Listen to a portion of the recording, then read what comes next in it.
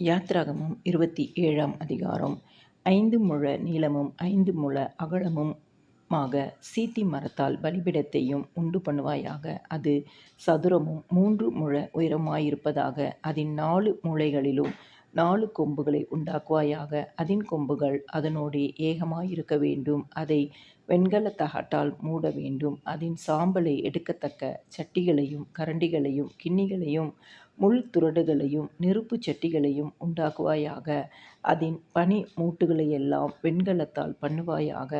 வலைப்பின்னல் போன்ற ஒரு வெண்கல சல்லடையை பண்ணி அந்த சல்லடையின் 4 மூலைகளிலும் 4 வெண்கல வளையங்களை உண்டாக்கி அந்த சல்லடை பலிபீடத்தின் பாதி உயரத்தில் இருக்கும்படி அதை தாழ பலிபீடத்தின் சுற்று அடைப்புக்குக் கீழாக வைப்பாயாக.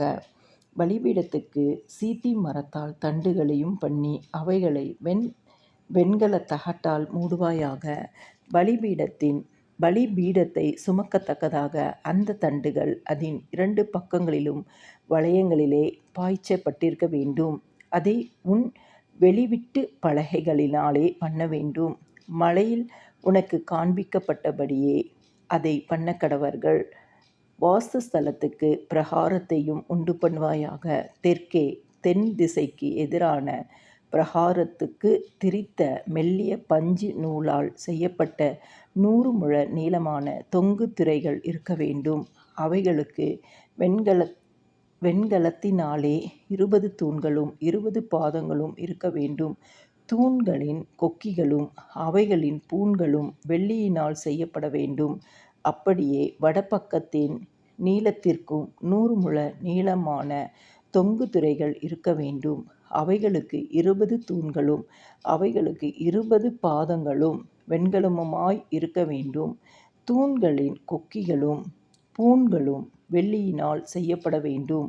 பிரகாரத்தின் மேற்பக்கமான அகலத்திற்கு 50 முழ நீளமான தொங்கு திரைகள் இருக்க வேண்டும். அவைகளுக்கு 10 தூண்களும் அவைகளுக்கு 10 பாதங்களும் இருக்க வேண்டும். சூரியன் உதிக்கிற திசையாகிய கீழ்ப்பக்கத்தின் பிரகாரம் 50 முழ அகலமாயிருக்க வேண்டும். அங்கே ஒரு புறத்திற்கு 15 முழ நீளமான தொங்கு திரைகளும் அவைகளுக்கு 3 தூண்களும் அவைகளுக்கு 3 பாதங்களும் இருக்க வேண்டும். மறுபுறத்துக்கு 15 முழ நீளமான தொங்கு திரைகளும் அவைகளுக்கு 3 தூண்களும் அவைகளுக்கு 3 பாதங்களும் இருக்க வேண்டும். பிரகாரத்தின் வாசலுக்கு இளநீல நூலாலும் இரத்தாம்பர நூலாலும் சிவப்பு நூலாலும் திரித்த மெல்லிய பஞ்சு நூலாலும் சித்திர தையல் வேலையாய் செய்யப்பட்ட 20 முழ நீளமான ஒரு தொங்கு திரையும் அதற்கு 4 தூண்களும் அவைகளுக்கு 4 பாதங்களும் இருக்க வேண்டும். சுற்று பிரகாரத்தின் தூண்கள் எல்லாம் வெள்ளியினால் பூண் கட்டப்பட்டிருக்க வேண்டும். அவைகளின் கொக்கிகள் வெள்ளியினாலும் அவைகளின் பாதங்கள் வெண்கலத்தினாலும் செய்யப்பட்டிருக்க வேண்டும். பிரகாரத்தின் நீளம் 100 முழமும் இருபுறத்து அகலம் 50 முழமும் உயரம் 5 முழமுமாய் இருப்பதாக.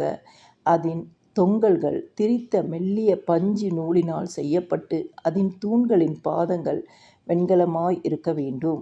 வாசஸ்தலத்துக்கு அடுத்த சகல பணிவிடைக்கு தேவையான எல்லா பனிமூட்டுகளும் அதன் எல்லா முளைகளும் பிரகாரத்தின் எல்லா முளைகளும் வெண்கலமாய் இருக்க வேண்டும்.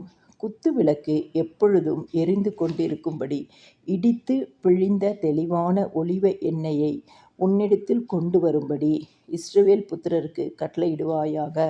ஆசாரிப்பு கூடாரத்தில் சாட்சி சந்ததிக்கு முன்னிருக்கும் திரைச்சீலைக்கு வெளிப்புறமாக ஆரோனும் அவன் குமாரரும் சாயங்காலம் தொடங்கி விடியற்காலம் மட்டும் கர்த்தருடைய சந்நிதானத்தில் அந்த விளக்கை எரிய வைக்கக்கடவர்கள். இது இஸ்ரவேல் புத்திரருக்கு தலைமுறை தலைமுறையாக நித்திய கட்டளையாய் இருக்கக்கடவது.